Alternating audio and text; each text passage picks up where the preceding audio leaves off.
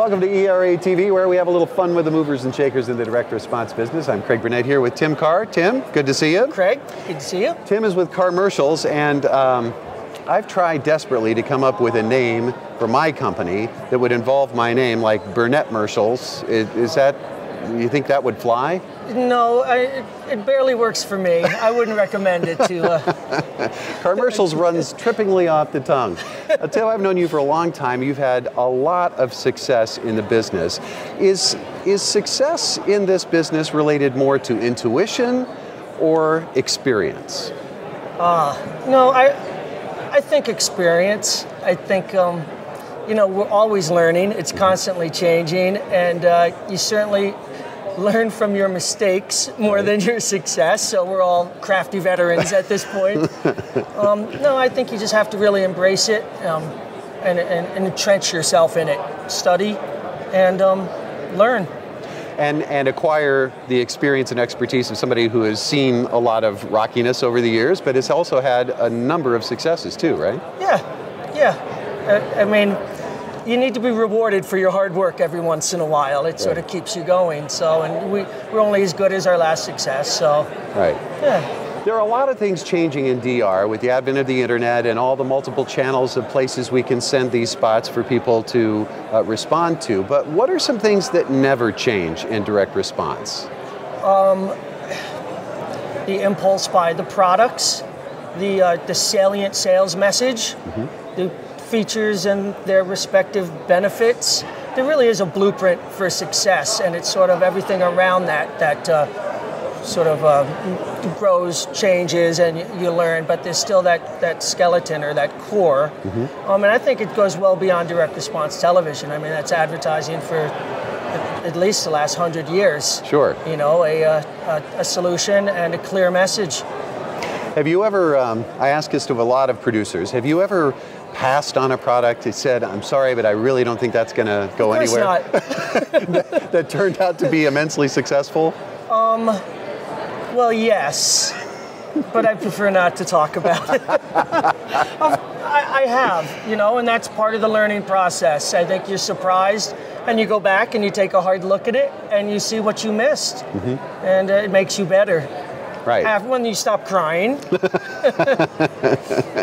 Now, your successes have been many in many different categories. What's the category that you enjoy the most working in?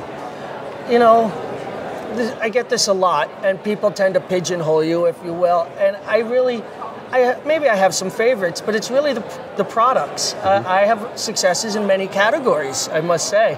And it's not so much the categories as the product, and sometimes the challenges. Right. Sometimes I really enjoy those difficult ones, and people saying that'll never work, but there's something in there that you love about it.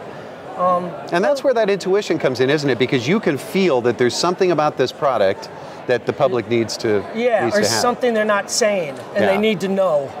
Absolutely. I mean, I love housewares because that's just sort of the traditional, they're fun, and you get a wide range of products. Right. Plus it's easy to illustrate problem solution in both of those categories. Right, and I love to live on a tabletop, just the product and the light.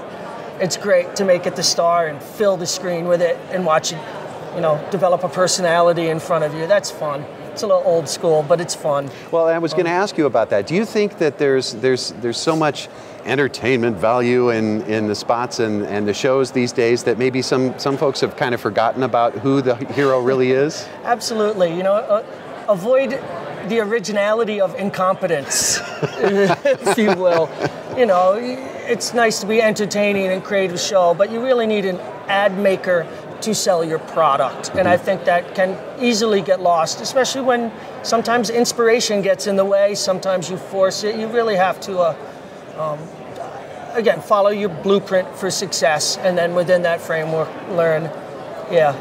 You can get caught up in the entertaining and, again, the creativity. Yeah. Sometimes you look at what you've done and you go, oh my.